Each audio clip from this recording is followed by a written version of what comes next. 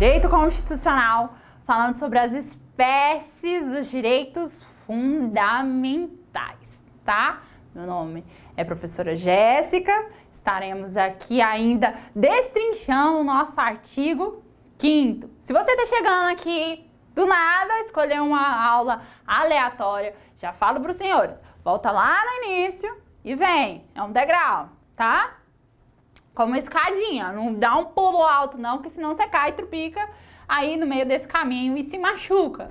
Então eu peço, senhores, todas essas aulas anteriores são de extrema importância para vocês. Então volta lá no início, tá? Bem lá no comecinho e começa, né? Vem até chegar aqui, tá bom? Não sai desesperado, louco, frenético aí, querendo aprender. Porque os estudos, ele é uma caminhada contínua, uma caminhada que você precisa ter tranquilidade e você precisa ter estratégia, tá? Constituição tá aí do seu lado, tá aberta aí, baixa lá no Word, vai fazendo, ou se você é mais um craquezinho aí, ó, já sabe os esquemas do PDF, baixa ela em PDF, vai fazendo as suas marcações, para depois você vir fazendo as revisões, que é super importante. Não me deixa sozinha aqui te ensinando, não, porque a gente é falho, o ser humano ele é falho, a nossa mente, ela desvaneia aí, ó, ela devaneia, ela viaja, e acaba que a gente não guarda informações por muito tempo. Então, eu já aviso, revisão e exercícios. Pega o nosso caderno aí de constitucional, esse material que está sendo disponibilizado aí em PDF e devorem, leiam, que isso ande debaixo do seu braço, dentro do ônibus, na fila lá do supermercado, na fila da lotérica. Vou pagar uma conta estudando. Vou no supermercado estudando. Tô na fila da balada lá, tô estudando, tá? Levem aí com vocês. Então, pra gente não perder tempo, vamos falar agora sobre direito de propriedade.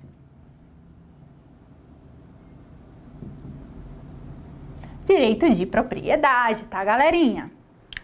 Que vai dizer lá no artigo 5º, inciso 22. É garantido o direito de propriedade. Fácil, rápido e indolor, viu? Tão pequenininho esse inciso aí, mas ele tem diversas especificações, porque a gente sabe que direito fundamental, ele não é absoluto. Inclusive, o direito de propriedade, em alguns casos, ele será relativizado. O primeiro que eu quero chamar para vocês a atenção é da requisição administrativa.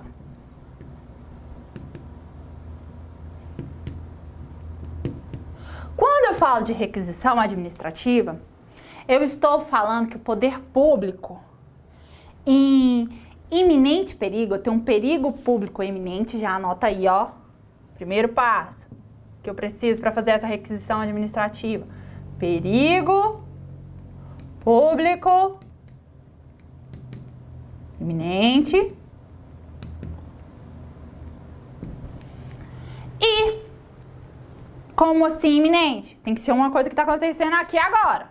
O poder público ele não vai me requisitar esse bem particular, tá? Ele não vai fazer essa requisição de um bem particular para um período que vai acontecer daqui 2 meses, daqui 1 ano. Não, ele não pode fazer essa requisição de um bem particular para um perigo que ele nem faz ideia do que vai acontecer. Até porque muitas vezes desastres, esses desastres da natureza ou provocados até pelo ser humano, eles não são tecnicamente assim previsíveis, tá? Então, a primeira coisa que eu preciso, um primeiro requisito para eu fazer a requisição administrativa, tem que ser um perigo público iminente. Depois, é possível a indenização posterior e um grande detalhe, que é o quê? Se houver dano, tá? A administração pública requisitou um bem particular e aí ela vai ter a responsabilidade pelo aquele bem. Se houver um dano, ela vai ter que indenizar o proprietário.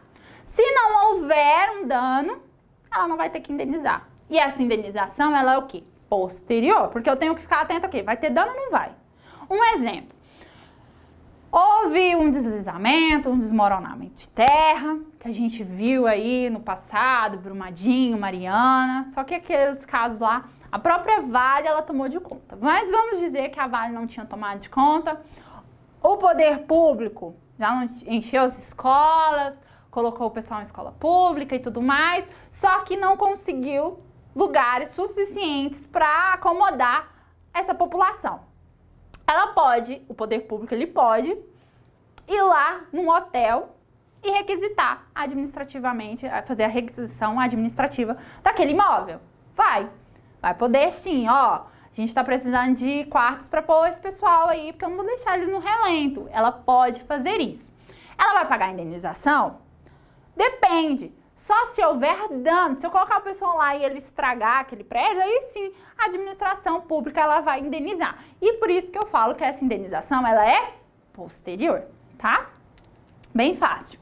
Depois existem algumas situações de desapropriação, tá?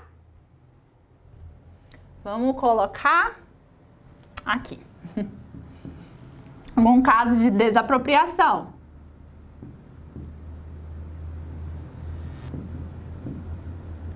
Eu posso desapropriar essas terras por interesse público.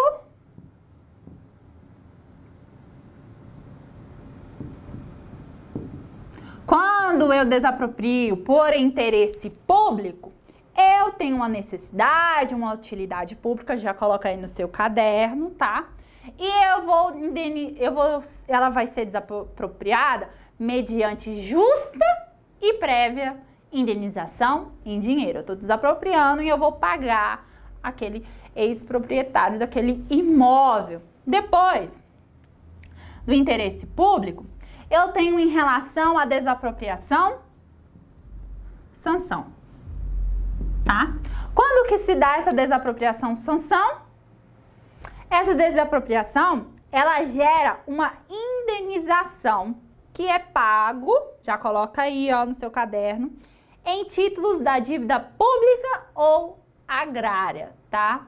Essa indenização, essa desapropriação, sanção, ele vai ter direito à indenização e essa indenização vai ser paga em títulos da dívida pública ou agrária, tá?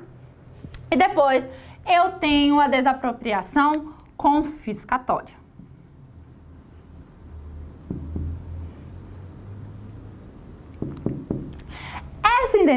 Essa desapropriação confiscatória são aquelas propriedades, tanto urbanas quanto rurais, que fazem o plantio de plantas psicotrópicas, plantas drogas, né? Vamos lá, lavado, rasgado mesmo. Faz uma plantação de maconha, tem uma plantação de maconha ali. Ela vai ser desapropriada como confiscatória. Ou se não, naquela terra eu faço uso do trabalho escravo, tá? Nessa situação aqui, tanto com plantio de plantas psicotrópicas, opa, quase que não sai, plantas psicotrópicas, quanto o trabalho escravo, eu vou ter a desapropriação confiscatória e essa eu não recebo indenização, tá? Então vamos lá pra gente repetir. A desapropriação por interesse público, ela é feita mediante prévia indenização, tá? Em dinheiro, o poder público paga lá para desapropriar por interesse público. Eu tenho a desapropriação sanção, que esse aqui também tem o direito à indenização, só que essa indenização é paga a título da dívida pública ou agrária, e a confiscatória, que é aquela em decorrência daquela propriedade urbana rural que faz o plantio de plantas psicotrópicas ou o uso de trabalho escravo, elas vão ser desapropriadas e não vão receber nenhuma indenização, tá? Então, em relação ao direito de propriedade, nessas situações aqui que eu trouxe para os senhores, requisição administrativa e a desapropriação, eles serão relativizados. O direito de propriedade vai ser relativizado, tá? E depois, a gente vai ver aqui, eu vou até colocar aqui embaixo, que eu acho que nós temos espaço aqui. A pequena propriedade rural trabalhada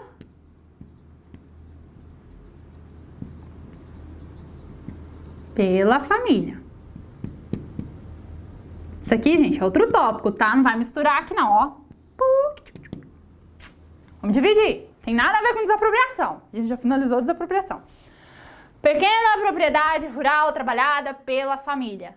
Artigo 5º, inciso 26, que vai dizer assim, ó, pequena propriedade rural, assim definida em lei, ou seja, a lei que vai definir pra gente quem que é a pequena propriedade rural, desde que trabalhada pela família, não será objeto de penhora para pagamentos de débitos decorrentes da sua atividade produtiva, dispondo a lei sobre os meios de financiar o seu desenvolvimento. Que eu quero chamar a atenção de vocês para a pequena propriedade rural trabalhada pela família, que ela é impenhorável.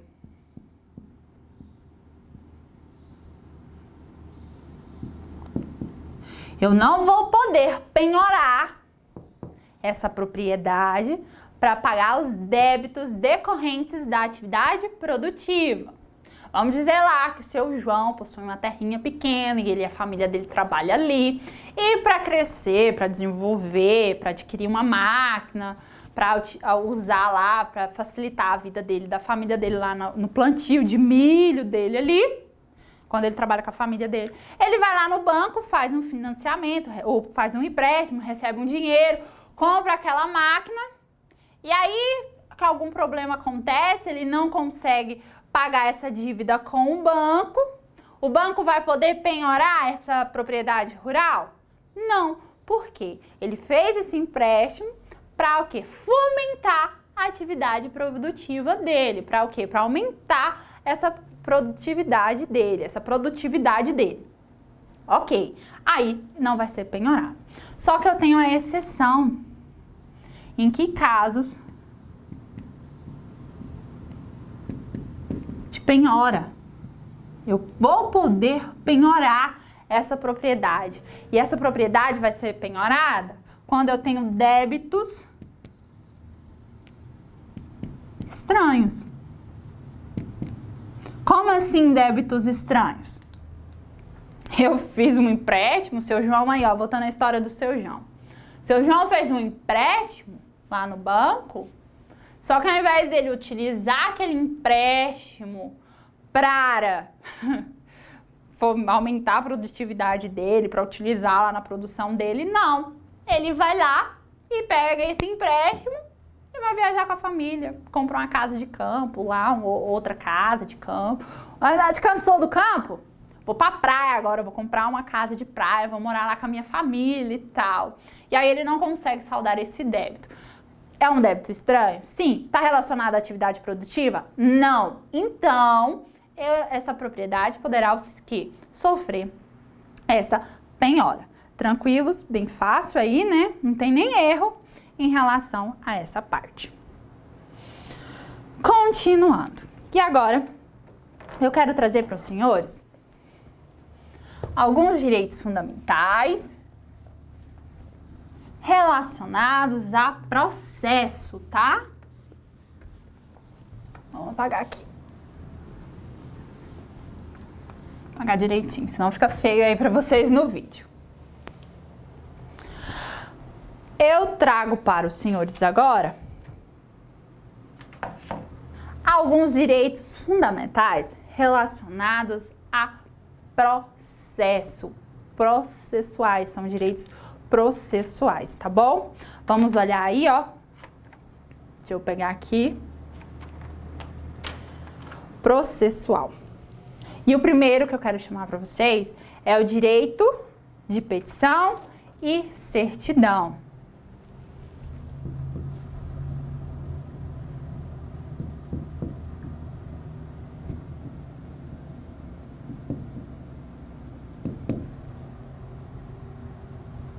e certidão. Tá? Certidão, escrevi certo. A Constituição assegura a todos, independentemente, já coloca aí, ó, independente de pagamento de taxa,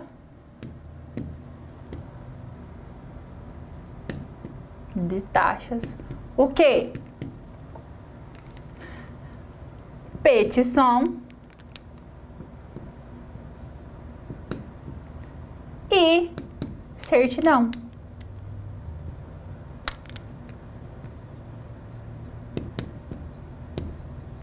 Vou precisar pagar taxa para eu ter o meu direito de petição. Vou precisar pagar taxa para eu ter o meu direito de certidão.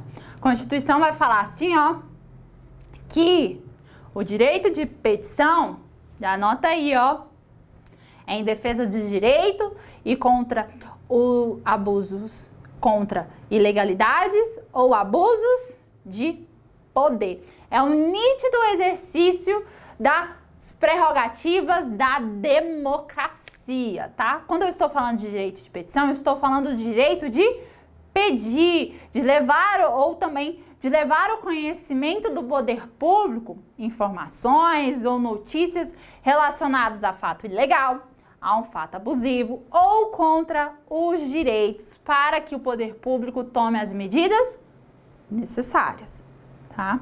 Também eu posso utilizar esse pedido para fazer esse direito de petição para fazer um pedido lá na repartição pública, tá? Você, quando for servidor, você pode ir lá nos recursos humanos e fazer um pedido. Lá na secretaria, fazer um pedido. Quando você vai a um órgão público e você vai até lá, faz um pedido, você está exercendo o quê? Seu direito de petição. Você está pedindo algo ao poder público, tá bem?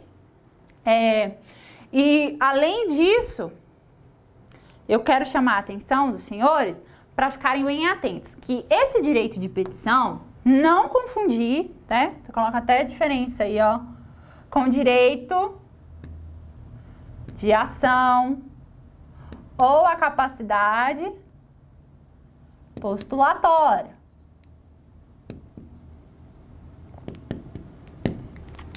Esse direito de petição está relacionado ao quê?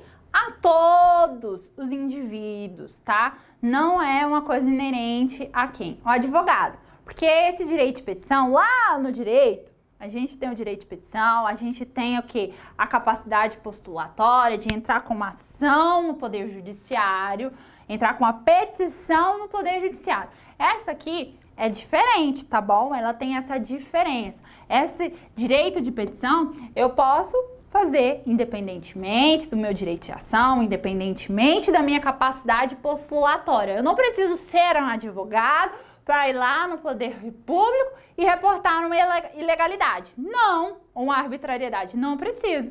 Posso ser um cidadão que vou lá e comunico aquela situação, tá? E depois eu tenho o direito de certidão. O direito de certidão é aquele que nós fazemos em repartições públicas para a defesa de direitos e esclarecimentos, já coloca aí, e esclarecimento de situações de interesse pessoal, tá? Eu vou lá e peço para a administração pública o quê? Atestar algo para mim, certificar algo para mim, entendeu? E aí ela faz e emite essa certidão para a minha pessoa. Detalhe bem importante, hashtag grandona aí para não errar lá na hora da prova. Se eu tenho violado meu direito de certidão ou meu direito de petição, eu vou lá e não sou atendida, eu não consigo, qual é o remédio constitucional que eu aplico? O remédio para sanar essa lesão aí. Porque a grande confusão é colocar um habeas data. A gente vai ver que o habeas data é para eu ter acesso ou retificação de informações. Aqui na certidão, eu já tenho acesso à informação. Eu só quero o quê? Que o poder público ateste ela para mim. Me dê um documento atestando aquela informação Porque eu já tenho o quê? A confirmação, eu já sei as informações que estarão lá naquela certidão. E aí, então, qual que é o remédio que eu preciso? O remédio constitucional é o mandado de segurança. E não o habeas data, tá? Cuidado para vocês não serem confundidos pelas bancas. Aqui o remédio é o mandado de segurança. Ah, professora, é informação. Informação não é habeas data. Tá, cabeção. Marca habeas data para você ver se você não vai errar. Porque aqui eu já tenho conhecimento. Eu sei o que vai vir atestado lá naquela certidão. Eu já tenho acesso às informações. Então, eu preciso o quê? De um mandado de segurança, porque é um direito líquido e certo eu ter essa certidão, tá? Quando a gente for estudar remédios constitucionais, isso vai ficar bem mais claro para vocês, tá bom? E além disso, a Constituição vai assegurar gratuitamente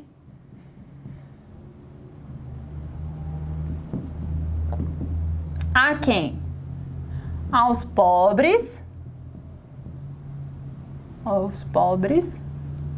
o quê? Certidão de nascimento,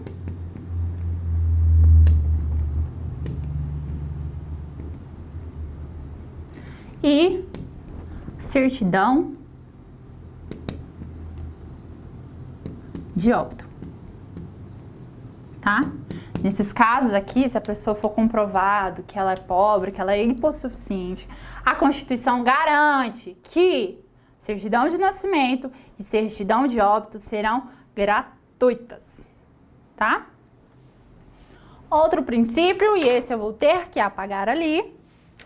Se os senhores ainda estão copiando, por favor, dê um pause, copie e depois volte pra gente continuar, tá? Vamos pagar aqui.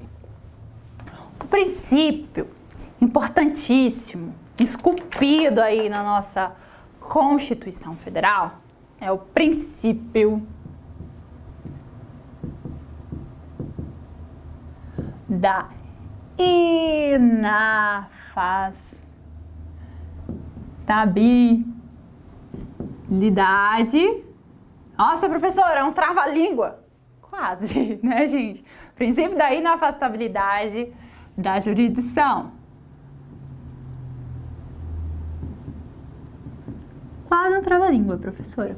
E onde está lá? No artigo 5º, inciso 35, que vai dizer assim, ó, que a lei não excluirá de apreciação do Poder Judiciário lesão ou ameaça ao direito, tá?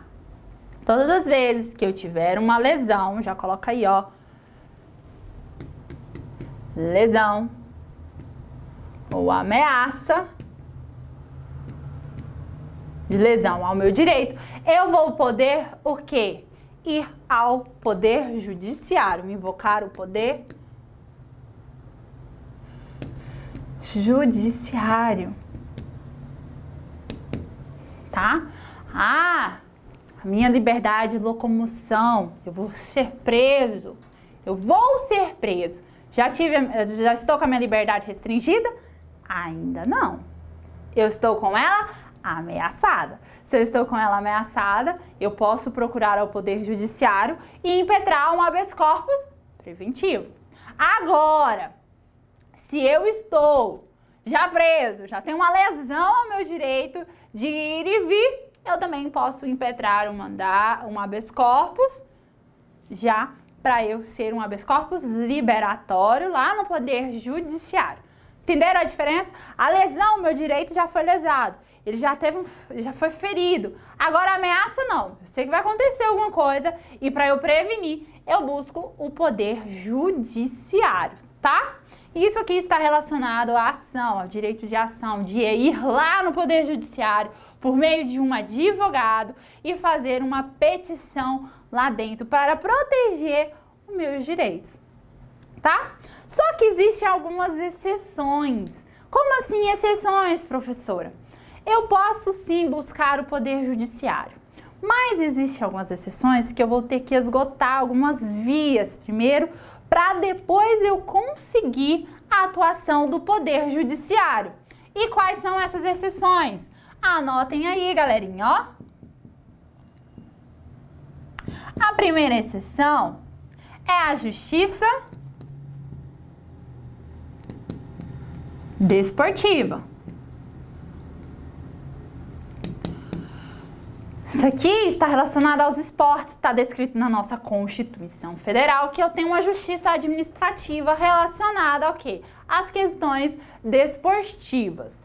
Toda matéria relacionada ao esporte, eu vou ter que tratar primeiro na justiça desportiva. Depois que for tratado por lá, que existir recurso, eu recorri e a corte não atendeu o meu pedido e tudo mais, aí sim eu posso procurar o Poder Judiciário. Isso acontece, por exemplo, um time que não aceita rebaixamento, um jogador que não aceita a penalidade que foi imposta.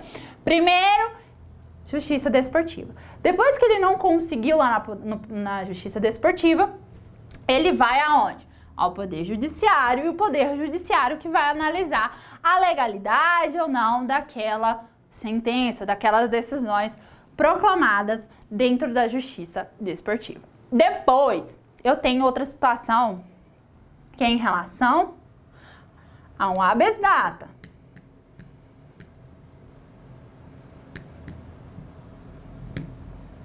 Quando eu quero impetrar um habeas data é para quê? Para eu ter acesso à informação ou retificação de dados.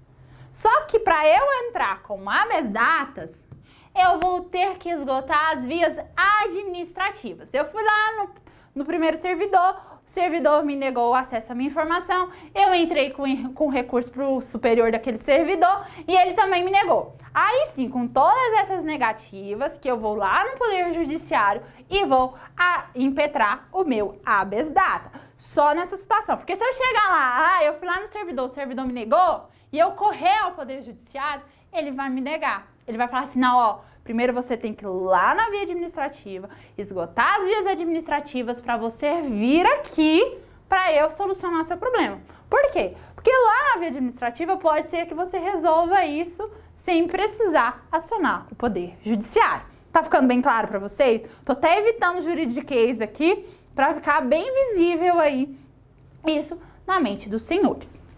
Eu também tenho caso de reclamação.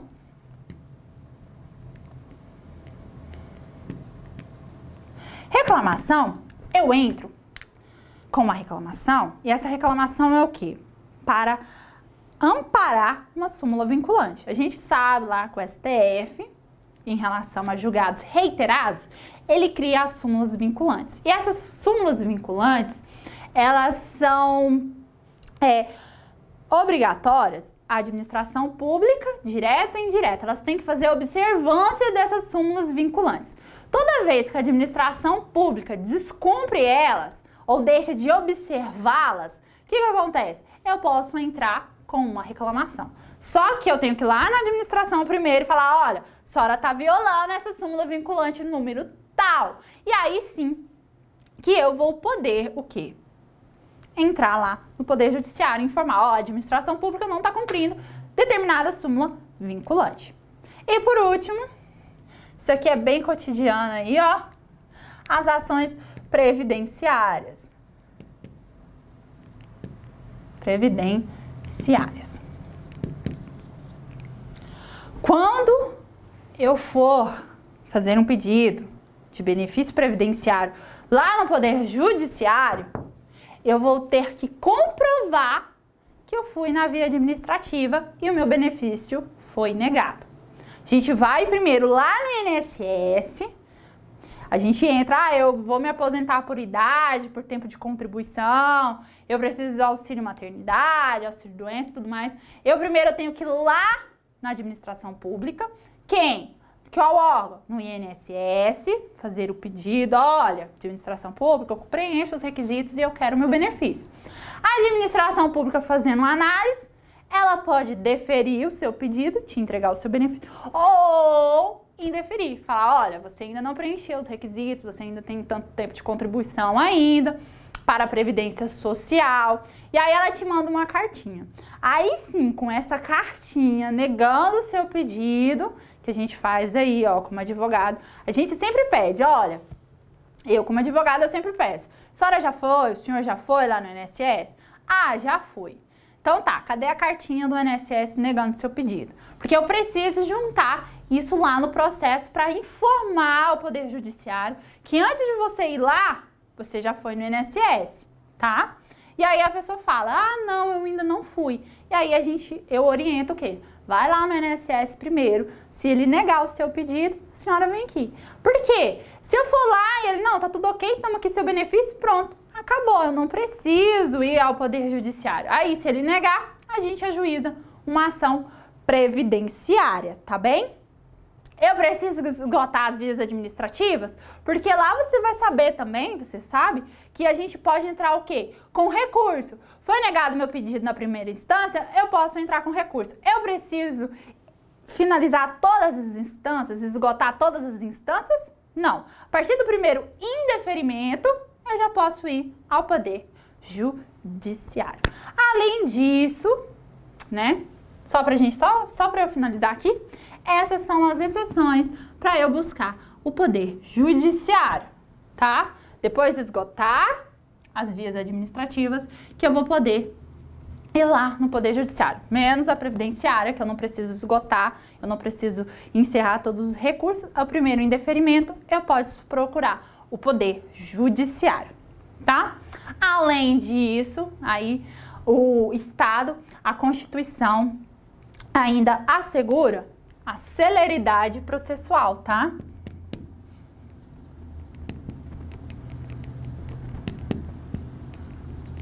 Eu vou ter uma celeridade aí para eu ter os meus direitos garantidos.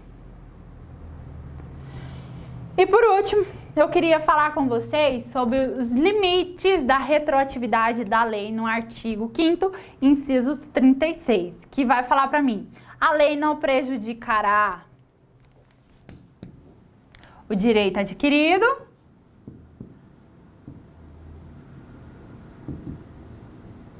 Eita, professora, como assim? Que coisa esquisita que só escreveu. Adquirido o ato jurídico perfeito e a coisa julgada. Isso aqui eu estou falando em relação à segurança jurídica, tá, pessoal? O ato jurídico perfeito é aquele que já se incorporou no patrimônio do indivíduo. Já faz parte lá. Eu tinha um ciclo a ser cumprido, né? Esse ciclo. E aí eu cumpri todo esse ciclo. Eu não tenho a possibilidade de alteração por conta do arbítrio de outro. Um exemplo, aí que a gente viu a mudança da Previdência, se eu já tinha cumprido todos os requisitos, todas as condições para ser aposentado e tudo mais, com a mudança da lei, eu não posso o quê? Sofrer essa modificação. Se eu já tinha cumprido os requisitos, eu cumpri o ciclo lá para receber o benefício, aquele direito já é adquirido. Mudou a lei? Mudou, mas a minha lei é a lei passada. Não vou modificar aquele meu direito. Depois, o ato jurídico perfeito é aquele que se concretiza, já coloca aí, se concretiza, é consumado na vigência da lei, tá? Que ela foi vigente, o quê? Eu tenho uma lei, ela tá vigente e durante aquela vigência daquela lei, aquele ato se efetuou. Se ele efetuou, ele é um ato jurídico perfeito, eu não posso modificá-lo posteriormente, tá? É um ato consumado. E a coisa julgada é a famosa decisão judicial. Já coloca aí, ó, decisão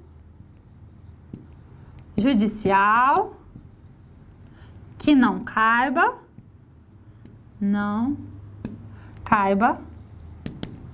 recurso. Ela transitou em julgado e eu não posso mais modificá-la, tá? Essas aí são os limites da retroatividade da lei e trazendo segurança jurídica aos indivíduos. Tranquilos? Vamos aí ver como as bancas cobram essa matéria que a gente viu nos concursos públicos. Olha aí, ó, Quadrix 2020, recente. Constituição Federal de 1988. No seu título 2, denominado os direitos e das garantias fundamentais. Disposições relacionadas aos direitos, deveres individuais e coletivos, aos direitos sociais, à nacionalidade, à cidadania, aos direitos políticos. Ai, banca, você me cansa. Mas enfim, a gente tem que ler, né, pessoal? A gente tem que fazer a leitura tranquila, pausada disso aqui. Com base no ordenamento constitucional, julga o item a seguir, né? Julga o item. É garantido o direito de propriedade, né? Olha aí, é garantido o direito de propriedade. Porém, a autoridade competente poderá usar a propriedade particular em caso de iminente perigo público, estando assegurada indenização ulterior, ou seja, posterior, em caso de dano. Verdadeiro ou falso, pessoal? Verdadeiro, essa está correta. Indenização ulterior. Ulterior é o quê? Posterior, no futuro. 2. O Instituto da Requisição tem previsão constitucional, essa também é recente, 2020.